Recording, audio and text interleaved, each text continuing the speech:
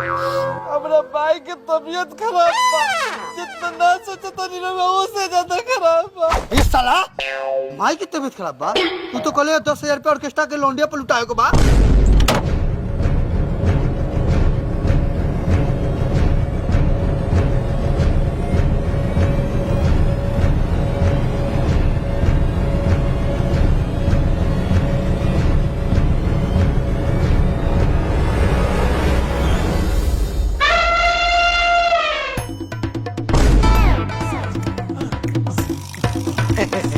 लगा था चाचा के मैदान लागल बा, होगे गेलो लाई पैसा वाला बहन चोदो तूनी के पैसा चाहिए ऑर्केस्ट्रा में लुटावेला। भाग साला। भगवानवा पैसा पहुंचा देलक, डोड़वा पहुंचा देलक। अरे होई साला भूलना साफा भूला गेल बा का। ना मुरे पहुंचैलक ना ब्याजे पहुंचैलक। ब्याज देवे में तो ओकरा गाड़ के दूर दूर बिका जाई। राजा बाबू, ओ राजा बाबू, रे साला राजवा मर गेले का रे। घाम गाड़ पर आ गेल, अभी तक ले टांग कियार के सुतले बारे। निकल बाहर। लार भोरे भोरे चिलेले बारा। एगो त रात भर मच्छर मुंह गार में चुमा लेले बा। बोला ना का हवा। सारा रईसी गांड में निकल जाई बेटा, हम पर खाली ब्याज के पैसा आवल बन हो जाए तो। अरे यार लौड़ा, बाबूजी बतावा ना कथी हवा। जो भूल ना कने, ना मुंह आयल ना ब्याज के पैसा आयल। जाके ब्याज के पैसा ले जाओ। चाबी लावा। लावा चाबी। ए नवाब के नाती, उतना दूर तो हम झाड़ा फिरे जाइले, आ तोरा गाड़ी चाहिए। तो बाबूजी तू एगो काम कर, उठावल लोटा आ चल जा भूलना के घरे, ओनही से हग ले अइह आ ब्याज के पैसा लोटा में भर ले अइह। हाँ तो तू पैदल ना जाइबे। हईले चाबी, आ हमरा गाड़ी में तनको खरोच लागल लू तो यही चाबी से तोरो गाड़ खरोच दे।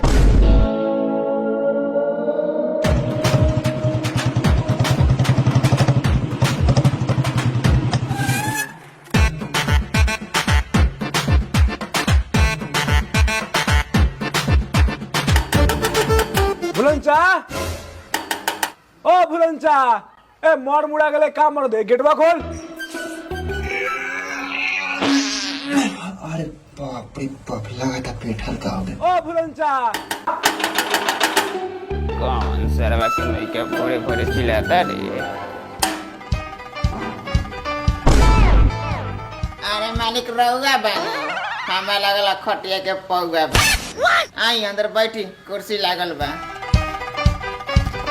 का भुलंचा, 2 साल हो गए अभी ले पैसा ना देता रहा। घर बनवावे ला जमीन पर जमीन लिखाओ था। का बात है कि मैं पैसा नहीं खड़ी। मालिक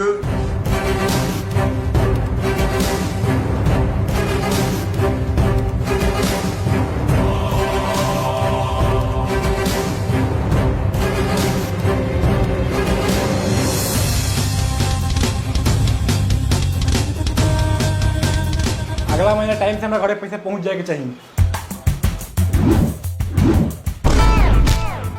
आई बाप हमार गाड़ी गाड़ी ये गाड़ी। ओ भुलंचा, हमर गाड़िया का। अरे बाप रे। ओ भुलंचा, हमर गाड़िया। अरे बाप मालिक मालिक क्या भेल? रे। हमर लार बेल साला तोरा दुनिया पर तो हमर गाड़ी चोरी हो गेल। बाप रे, और बाप मार के उड़ा दिए।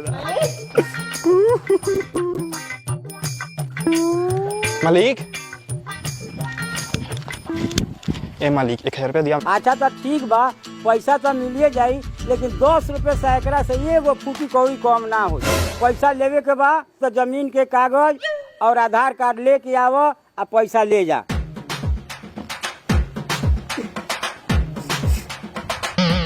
आ गेलो, पैसा देलक ह। हम तो जानते बानी कि उस सरवा के गांड में बांस ना कर जाई तो पैसा ना दी।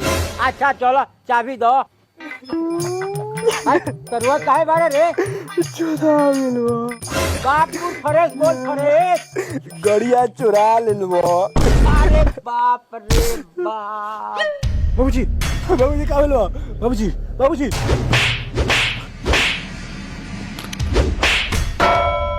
बाबूजी ठीक बाड़ू?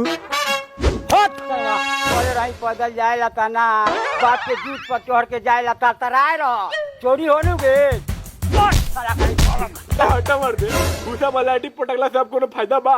चला थाना में रिपोर्ट लिखवावे। चल आखिर तो हमरा के बर्बाद करिए दे चल। हाँ पांडे जी, खैनी रगड़ा तनी की जूजी 2 घंटा से हाथ में धो के हिलावत न खातनी न खियावतनी। ए महाराज वो खैनी के बात कहतनी यहाँ चूना पर आफत पड़ल बा कि 3 टाइम की जगह पर एक टाइम खाए के पड़ता। अरे जाई पांडे जी, रउआ चूना ला करनी है पहले ना हमरा के कहे के चाही, हम अपन गिलका चुनवा निकाल के देती, रउआ रगड़ के लोन में दाब लेती। जाई दरोगा जी, रोगो खूब मजाक करी ले लियो यानी लियो आ लोल में दाब लो।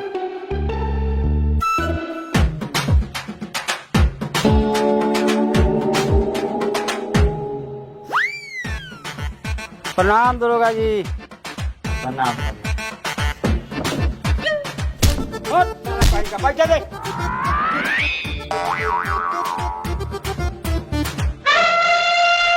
हाँ रहे दी रउआ गोरे गोरे चल के आवतनी, फटफटाइया चोरी हो गेल का? रउआ के मालूम कि हमर गाड़ी चोरी हो गेल बा। ए बाबू ई दरोगा बरन कोनो दोगला ना, मुंह के रंग देख के बता देवलन कि केकर गाड़ी चोरी भेल बा आ केकर गाड़ी। ए महाराज, गाड़ी चोरी भेल बा, गाड़ी ना, रउआ गाड़ी पर ध्यान दी। अच्छा सेठ जी, रउआ ई बताई गाड़ी कैसन रहे, ओकर रंग रूप का रहे? दरोगा जी, हमरा बाबूजी के आखिरी से साड़ी बुलेट 350 वो चोरी हो। ए सेठ जी, पहले रउआ बोल ली आना तरोली। दरोगा जी, बाबूजी हमर मरे से पहले कह के मरलन कि अपना मतारी के ध्यान रखो चाहे ना रखो, लेकिन हमारा लक्ष्मीनिया पर ध्यान रखिया और वो सरवा ले जाके चोरवा दिलक। ए लइका, गाड़ी कौन सा जगह पे चोरी भेल बा, चल जगह बताओ। चली दरोगा साहब बताओ तनी।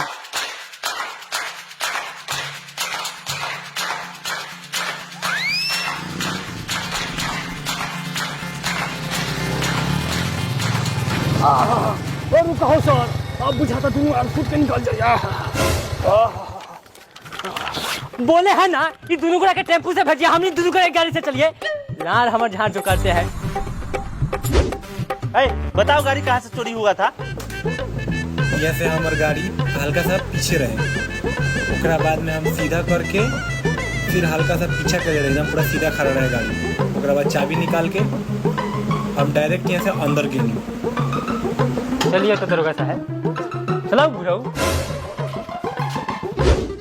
अंदर आईनी, ओकरा बाद बात करके जैसे बाहर निकलनी तो ऐसे ही गाड़ी गायब। हम जानते हैं तोहर गाड़ी गायब है। सर जी गाड़ी गायब। तो खोजाइल बानी। सर जी रउअर गाड़ी गायब।